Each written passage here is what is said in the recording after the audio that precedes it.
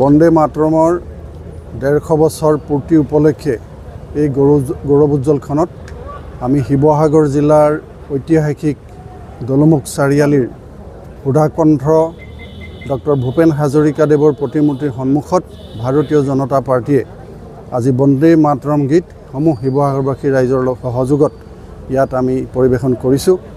আৰু আমি এটা কথা জানো যে 1875 চনত বংকিম চন্দ্ৰ চট্টোপাধ্যায় দেৱৰ ৰচনাৰে যি এই বন্দে মাতৰম, এই বন্দে মাতৰম প্ৰকৃততে কোনো ভাৰতীয় ভাষা নহয়, ই হৈছে প্ৰত্যেকজন ভাৰতীয়ৰ হৃদয়ৰ ভাষাৰে ৰচিত এই বন্দে মাতৰম গীত। আৰু ইয়াৰ যি মাতৃৰ প্ৰতি আমি ভাৰতীয়সকলৰ যি মনৰ ভাৱ, যি সেৱাৰ মনোভাৱ এই গীতৰ যোগেদি প্ৰকাশ পাইছে। দেশৰ স্বাধীনতা আন্দোলনৰ সময়ত লাখ লাখ জনতাই এই বন্দে মাতৰম ধ্বনিৰে উদ্বোধিত হৈ ব্ৰিটিছৰ কবলৰ পৰা উপনিৱেশ শাসনৰ পৰা মুক্তি বিচাৰিছিল। হাজাৰ হাজাৰ জনতাই বন্দে মাতৰম ধ্বনি দি কাৰাবাস খাটিবৰ কাৰণে আগুৱাই আহিছিল। আৰু আমি ভাৰতবাসীয়ে শেষত ব্ৰিটিছৰ পৰা 1947 চনত মুক্তি পালোঁ, দেশে স্বাধীনতা পালোঁ। আৰু এই বন্দে মাতৰমৰ ধ্বনি আজিও প্ৰত্যেকজন ভাৰতৰ হৃদয়ত উদ্বুদ্ধ হৈ আছে। আমি তাকে আজি 150 বছৰীয়া বৰ্ষপূৰ্তিত আজি আমি শিৱসাগৰ জিলাত তাকে অতি শ্ৰদ্ধাৰে ভক্তিভাৱেৰে আমি ইয়াত স্মৰণ কৰি পৰিৱেশন কৰিলোঁ। গতিকে এই আপাহতে যিসকল শিৱসাগৰবাসীয়ে আজি এই অনুষ্ঠানত অংশগ্ৰহণ কৰিলে মই সকলোকে আন্তৰিক কৃতজ্ঞতা আৰু ধন্যবাদ জনাইছোঁ। এক পুণ্য শক্তি হিচাপে ৰচনা কৰা হৈছে। আৰু যেতিয়া আমাৰ তেওঁলোক বিপ্লৱীসকলে এই গানৰ সমৰ গীতৰ জৰিয়তে আচলতে আমাৰ 1950 চনত ভাৰতবৰ্ষৰ প্ৰথম ৰাষ্ট্ৰপতি ডক্টৰ ৰাজেন্দ্ৰ প্ৰসাদে বন্দে মাতৰমক ৰাষ্ট্ৰীয় গীত হিচাপে স্বীকৃতিপ্ৰাপ্ত কৰিছিলে। আৰু এই স্বীকৃতিপ্ৰাপ্ত গীত আজি বন্দে মাতৰমে 100 বছৰীয়া জন্ম জয়ন্তীত আজি উপস্থিত হৈছে। গতিকে আমি সদায় আজি বংকিম চট্টোপাধ্যায়জীক আমি স্মৰণ কৰিব লাগিব। আমি স্মৰণ কৰোঁ, যুগে যুগে এই গান গাই আহিব, এই গান গাই যাব লাগিব। আৰু আমি এই গানতে শেষ হ'ব লাগিব। আৰু গান শেষ নহয়, আমি মানুহ নাথাকিম। আচলতে এখন শক্তিশালী আৰু সমৃদ্ধিশালী অসম তথা ভাৰতবৰ্ষ গঢ়িবৰ কাৰণে যদি আমি সংকল্পবদ্ধ, কিন্তু এই গানৰ জৰিয়তে আমি হ'ব লাগিব। আৰু আমি বন্দে মাতৰম মাথো এটা গীত নহয়, ই এটা শুই থকা জাতি জগাবৰ কাৰণে ই এটা গান নহয়। আজি উদ্বোধন কৰিছে আৰু উদ্বোধন কৰিব আৰু উদ্বোধন কৰি যাব। ধন্যবাদ। বন্দে মাতৰম। মুখ্য বক্তা সামূহিক পৰিৱেশন আজি এই মূল দফালৈ আমি আগবাঢ়িব বিচাৰিছোঁ।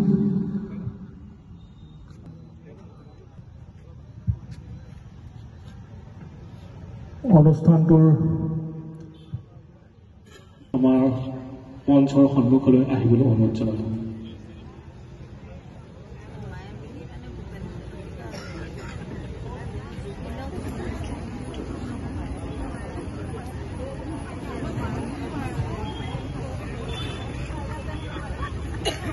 জনতাই কাৰাবাস খাটিবলগীয়া হৈছিল, সেই ধ্বনিত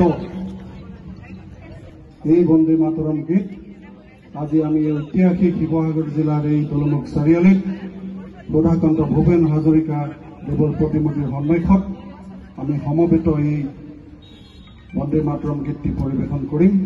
গতিকে সকলোকে এই গীতটিত অংশগ্ৰহণ কৰিবৰ কাৰণে মই বিনম্ৰতাৰে অনুৰোধ কৰিছোঁ।